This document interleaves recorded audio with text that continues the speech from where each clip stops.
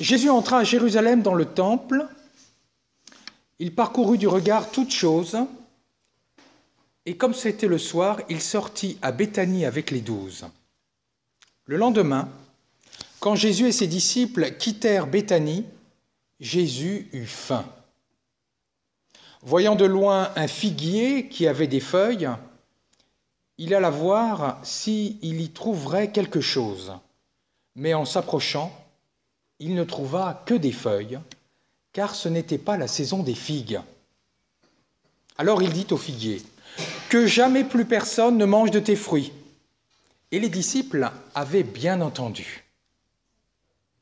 Ils arrivèrent à Jérusalem, entrés dans le temple, il se mit à expulser ceux qui vendaient et ceux qui achetaient dans le temple.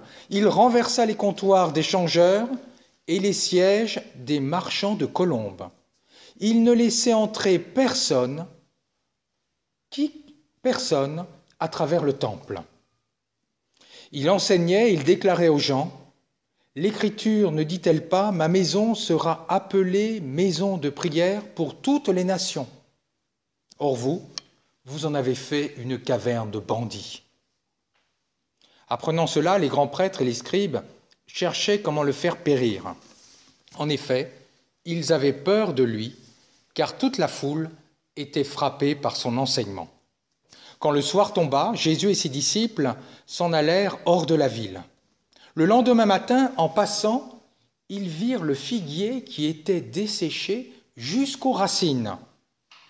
Pierre, se rappelant ce qui s'était passé, dit à Jésus, « Rabbi, regarde, le figuier que tu as maudit est desséché. » Alors Jésus, prenant la parole, leur dit, « Ayez foi en Dieu.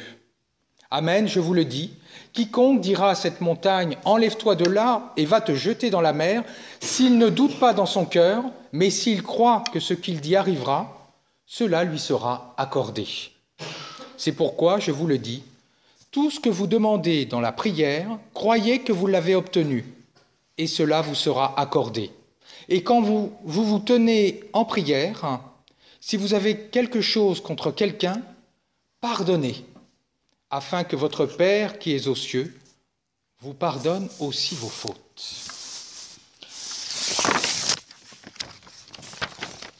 Chers amis, ce qui m'interpelle dans ce passage, c'est l'attitude de Jésus par rapport au figuier. Jésus est comme un magicien capricieux, ça ne lui correspond pas, alors que Jésus est quand même quelqu'un de posé, quelqu'un qui guérit, quelqu'un qui a de la compassion, là il a faim, et puis comme le figuier ne lui donne pas de fruits, et pour cause, ce n'est pas la saison, alors il le tue. Vraiment, c'est un magicien très antipathique. Pour comprendre ce passage, il faut, 1, le resituer dans son contexte, 2, voir quel est le sens de la malédiction, et ensuite ce que nous pouvons en tirer dans notre vie spirituelle aujourd'hui. Le contexte. Vous avez remarqué, juste avant de maudire le figuier, Jésus va dans le temple et il inspecte toute chose. Il observe. Qu'est-ce qu'il observe? Il veut voir si le temple répond à sa vocation première, qui est d'être une maison de prière pour toutes les nations, d'être ouvert pour tous, pour être un lieu de prière. Or, ce n'est pas le cas. Le temple n'est pas ouvert à toutes les nations, puisque les non-juifs n'ont pas le droit d'y entrer. Il y a un parvis spécial à l'extérieur du temple pour eux. Et puis les femmes sont juste cantonnées au début du temple, et puis après les hommes, et puis après les prêtres, etc. Le temple n'est pas une maison de prière pour toutes les nations. Après, il voit le figuier. Qu'est-ce que ce figuier? Le figuier symbolise, souvent dans la Bible, Israël, mais ici, il symbolise le temple. C'est-à-dire qu'il est beau extérieurement, il est tout feuillu, comme le temple. Le temple, à l'époque de Jésus, était magnifique. Seulement, il ne produit aucun fruit. Il est beau extérieurement, il n'a pas de fruits. Or, Jésus a faim. Il a faim de la foi et de la prière de chacune et de chacun. C'est le contexte. Jésus a faim de fruits spirituels. Que fait-il alors? Il va faire un acte symbolique. Ça, c'est important de comprendre ce qu'est un acte symbolique.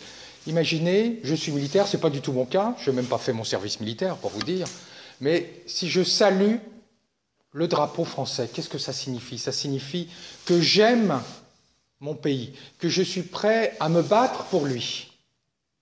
Et si par contre quelqu'un piétinait le drapeau français ou le brûlait en public, cela signifierait qu'il méprise symboliquement la France. Quand Jésus renverse les tables dans le temple, quand il empêche l'accès au temple, qu'est-ce qu'il dit symboliquement? Il dit symboliquement, le temple ne répond plus à sa vocation d'être une maison de prière, donc il ne mérite plus d'exister. Quand vous avez un objet qui ne peut plus répondre à son usage, qu'est-ce que vous en faites? Vous le jetez. Si j'ai un ordinateur et que je ne peux pas m'en servir, que je ne peux pas le réparer, qu'est-ce que je fais? Je le jette. Que dit Jésus, là, symboliquement? Le temple ne répond plus à sa vocation, il ne mérite plus d'exister. Et c'est exactement la même chose qu'il va faire avec le figuier. Le figuier symbolise le temple. Il ne donne pas les fruits spirituels que Jésus attend. Donc qu'est-ce qu'il va faire? Il va le dessécher, c'est-à-dire qu'il va devenir extérieurement ce qu'il est intérieurement, c'est-à-dire mort. Ces deux actes, que ce soit la colère de Jésus dans le temple ou que ce soit la malédiction du figuier, disent exactement la même chose, la déception de Jésus par rapport au temple, à savoir qu'il ne répond pas aux besoins spirituels de l'époque. Qu'est-ce que nous pouvons en tirer pour nous aujourd'hui? Certainement pas une lecture antisémite en disant « oh là là, les Juifs étaient un peuple complètement desséché et puis ils ne méritaient plus d'exister ». Non, certainement pas. Il y avait dans Israël une vitalité spirituelle comme une partie qui était nécrosée, comme dans nos églises, et c'est ça qui nous intéresse aujourd'hui. Finalement, qu'est-ce que nous dit Marc? Qu'est-ce que nous dit Jésus? Est-ce que votre Église, est-ce que notre Église donne les fruits spirituels que Jésus attend? Et quels sont les fruits spirituels que Jésus attend? Il y en a 3 quand on lit la fin de l'Évangile, la fin de ce passage. Ayez foi en Dieu, la foi. Est-ce que nous avons confiance en Dieu?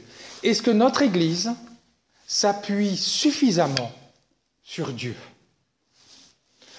Deuxième fruit que Jésus attend, il parle de prière. Est-ce que nous sommes assez priants? Est-ce que nous avons un rythme spirituel de prière? Est-ce que notre Église est assez priante? Troisième fruit, pardonnez afin que votre Père dans les cieux vous pardonne. Le pardon, troisième fruit que Jésus attend. Est-ce que nous sommes, nous, dans nos vies, et même dans notre Église, dans une démarche de ressentiment par rapport à ceux qui nous ont blessés, ou est-ce que nous sommes plutôt dans une démarche de pardon et de réconciliation? Ce passage ne concerne finalement pas tant le temple à l'époque, mais il nous concerne, nous, aujourd'hui. Jésus attend de notre Église et de chacun d'entre nous des fruits spirituels. Pour conclure, simplement une chose. Jésus a faim. Il a faim de fruits spirituels. Puissions-nous être des figuiers qui portent les fruits nourrissants de la foi, de la prière et du pardon. Amen.